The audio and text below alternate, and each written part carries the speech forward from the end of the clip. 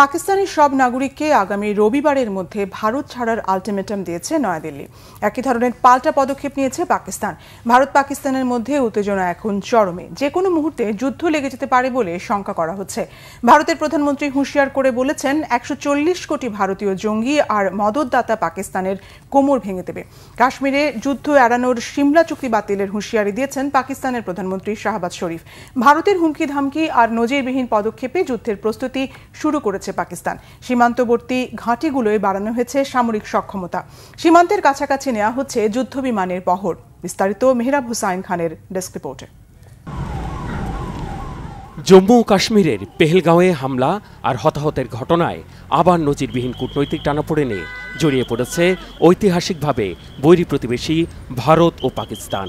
কঠোর নিরাপত্তার জালে ঢাকা, জম্মু ও কাশ্মীরে পর্যটক বান্ধব পাহাড়ি এলাকায় হামলার পরপরই একে জঙ্গিদের কাজ উল্লেখ করে প্রতিবেশী পাকিস্তানের দিকে মদদের অভিযোগ তোলে কাশ্মীরের পুলিশ বিভাগ। রাষ্ট্রের সর্বোচ্চ পর্যায় থেকেও একের পর এক পাকিস্তান বিরোধী শক্ত পদক্ষেপ আর হুমকি ধমকিতে তৈরি হয়েছে ভয়ঙ্কর থমথমে এক পরিস্থিতি।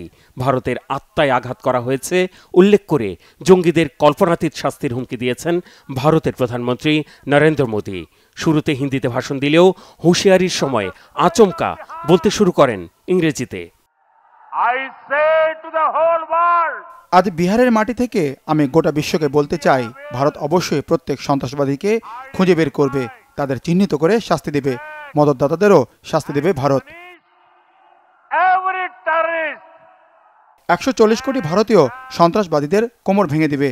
যে সমস্ত সন্ত্রাসবাদী হামলা চালিয়েছে, হামলা ষড়যন্ত্র করেছে, তারা এমন শাস্তি পাবে যা তাদের কল্পনারও বাইরে।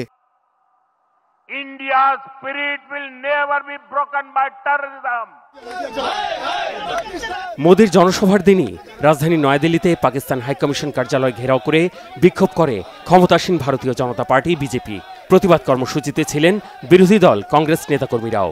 পাকিস্তানের ভেতরে আবার সার্জিক্যাল স্ট্রাইকের দাবিতে স্লোগান দেন তারা। বিক্ষোভ হয়েছে পাঞ্জাব, হরিয়ানা, মহারাষ্ট্র সহ বিভিন্ন রাজ্যে। পোড়ানো হয়েছে পাকিস্তানের পতাকা। ভারতে অবস্থানরত পাকিস্তানের নাগরিকদের ভিসার মেয়াদ বাতিল করে ২৭ এপ্রিল রবিবারের মধ্যে দেশে ফিরে যাওয়ার নির্দেশ দিয়েছে ভারতের পররাষ্ট্র মন্ত্রণালয়। অবশ্য যাদের মেডিকেল ভিসা, তাদের ভারত ছাড়ার মেয়াদ ২৯ এপ্রিল পর্যন্ত বাড়ানো হয়েছে। পাল্টাপাল্টি সিদ্ধান্তের ধারাবাহিকতায় বৃহস্পতিবার বন্ধ করে দেওয়া হয় সড়ক পথে দুই প্রতিবেশীর যোগাযোগের একমাত্র মাধ্যম পাঞ্জাবের আটারি ওয়াগা সীমান্ত। জম্মু ও কাশ্মীরের পেহেলগাঁওয়ে হত্যাকাণ্ডে জড়িত ৩ জঙ্গির ছবি প্রকাশ করেছে পুলিশ। দুজনকে পাকিস্তানের নাগরিক দাবি করে ঘোষণা করা হয়েছে ২০ লাখ রুপি পুরস্কার।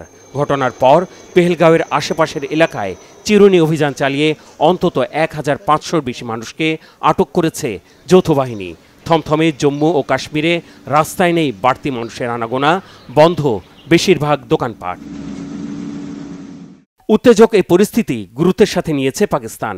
বৃহস্পতিবার রাজধানী ইসলামাবাদে প্রধানমন্ত্রী শাহবাজ শরীফের সভাপতিত্বে অনুষ্ঠিত হয় জাতীয় নিরাপত্তা কমিটির বৈঠক। প্রায় ২ ঘণ্টাব্যাপী বৈঠক থেকে হুঁশিয়ার করে বলা হয়, সিন্ধু পানি বন্টন চুক্তি একতরফা বাতিল করে পানি বন্ধের অপচেষ্টাকে যুদ্ধ ঘোষণার শামিল হিসেবে দেখবে ইসলামাবাদ। সিদ্ধান্ত হয়েছে প্রয়োজনে ভারতের সাথে করা সিমলা চুক্তি থেকে সরে আসবে পাকিস্তান। কাশ্মীর নিয়ে যুদ্ধ এড়াতে শান্তিপূর্ণ সমাধানে ১৯৭২ সালে ভারত পাকিস্তানের মধ্যে এই চুক্তি হয়েছিল। সেই সাথে ভারতের যে কোনো ধরনের বিমানের জন্য পাকিস্তানের আকাশ ব্যবহারে নিষেধাজ্ঞা আরোপের সিদ্ধান্ত হয়েছে ওই বৈঠকে। কূটনৈতিক পদক্ষেপের পাশাপাশি সম্ভাব্য যুদ্ধের জন্য জোরে সোরে সামরিক প্রস্তুতি নিয়ে মাঠে নেমেছে পাকিস্তান।